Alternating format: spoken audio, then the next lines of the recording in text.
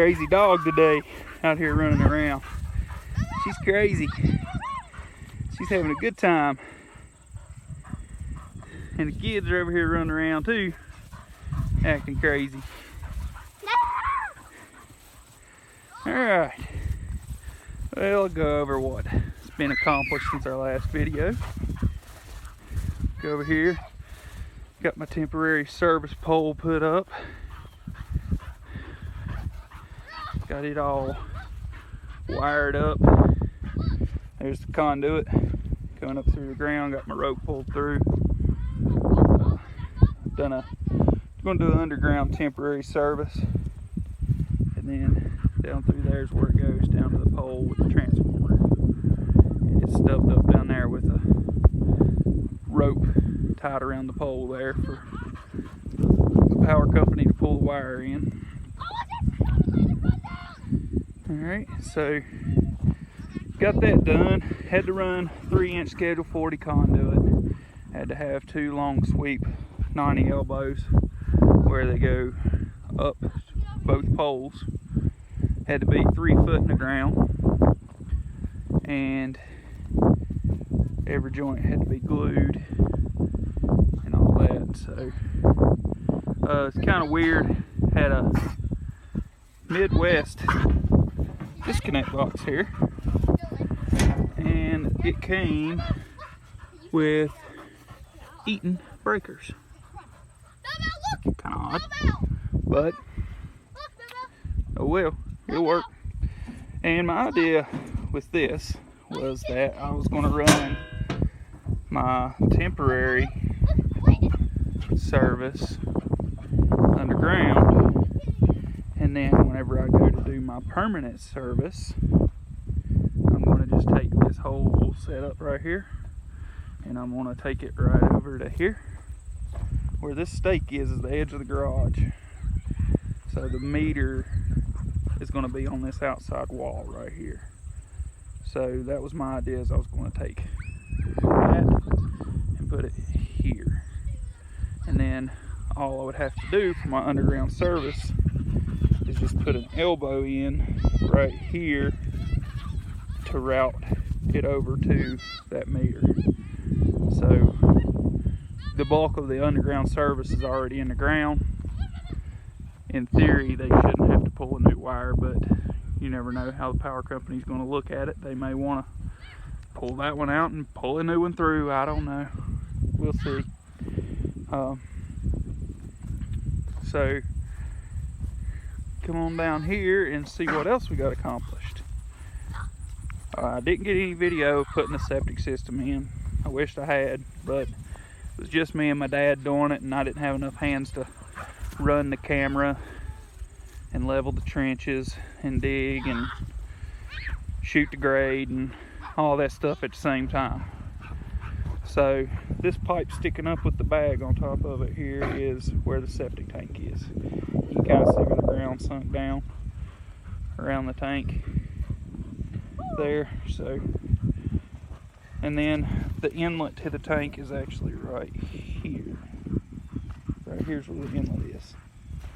It goes into the tank here, and then it exits the tank here. Like right in here, it exits the tank. Goes over to here where the ground sunk down. You see right there where it sunk down. This is where the D box is. Okay, so then my first line goes straight out through there, out of the end of the D box. Then you got 3 more lines down here. They go down, they 90 over down there, and then down there, and 90s over. So that's all the leaching field out through there. And then, so in the D box, they've got speed levelers. So the D box doesn't have to be completely level. You want to get it close, but it doesn't have to be completely level because you got those speed levelers. So what they do is they have a small hole about this big on a 4-inch cap that goes in the end of the pipes for each of your leaching lines. So you fill the water up in the D box to the level that you're going to to the bottom of that pipe, and then you turn those until that thing cams. That hole is off center, so it cams around. And you turn each of those until the water is equally being distributed out of the box to each line. So that's the purpose of the distribution box, is to evenly distribute the water out to each line, so you don't overpower one line or the other and then get a big wet spot in your yard all the time. And then you have to dig the D-box back up, turn it back, turn that leveler back to let the overpowered leaching line, let it recover while the other three take up the brunt of the water coming out. So there it is. Septic system's in the ground. Supposed to meet the appraiser over here today. He was supposed to have been here at 10 o'clock. He didn't show up. So I don't know what happened there. But hopefully he'll get in contact with me and we'll figure out another time. He's supposed to get the appraisal for the bank so we can start digging this. That's another big issue, the digging. As you can see, that pile that Landon's standing on top of right now, that's a pile of shell. That came out of the ground where the septic tank was, or is. That pile of shell is indicative of what is under all of this topsoil and this grass. Shell. So digging that basement is going to be tough. Digging this leaching field was pretty tough.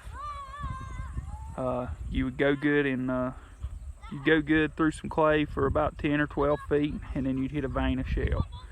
And it was rough digging for a little while. And then, you get through that vein of shell, and then you go for a few more feet through good clay, and then you'd hit another vein of shell. So it's going to be a little bit of a hard digging. We're going to rent a piece of equipment to do it. I don't believe the piece of equipment that we used to do this will do it in an efficient manner. So this right here is the walkout into the house. So basically my idea is I'm going to get a loader, track loader, and I'm going to go from this end and I'm going to start digging. Just start taking off the top. I'm going to take off all the topsoil and I'm going to set it over here out of the way. Keep all my topsoil because I'm going to need it. And then once I get down into the rough clay and the shell and stuff, my idea is to take that loader and use it to move the dirt away. Move it away from the house so it's out of the way. So when we're doing construction, we're not having to go around dirt piles all the time. I'm not exactly sure where I'm going to take it to yet. I thought about scooping it up and taking it down off the other side of this hill and just kind of dumping it kind of over beside where the water line comes up, just to keep it there for now and let it settle and pack, and because I plan to build a shop down here on this end eventually, so it may be a good spot to use that for a base for the shop. I don't know, we'll see. So if I do that, then it'll go kind of in this area down over the hill here. Dog's crazy, watch her. She runs like crazy. So here I am on the water side of things. A month and a half, still no water.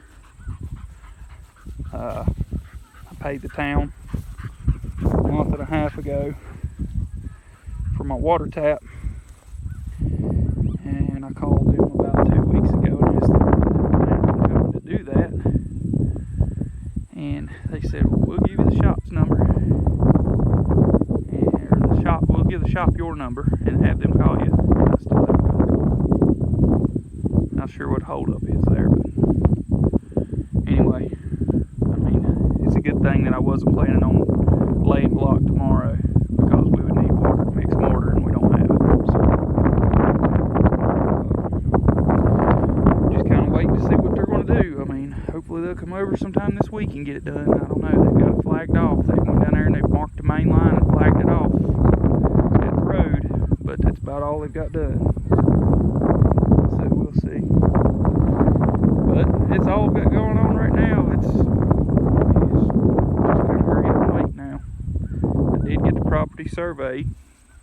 I don't know if I told you that in the last video. I think I did. But so we've got the survey done on it. And that's about it for now. May clean this fence line up down here while I'm waiting.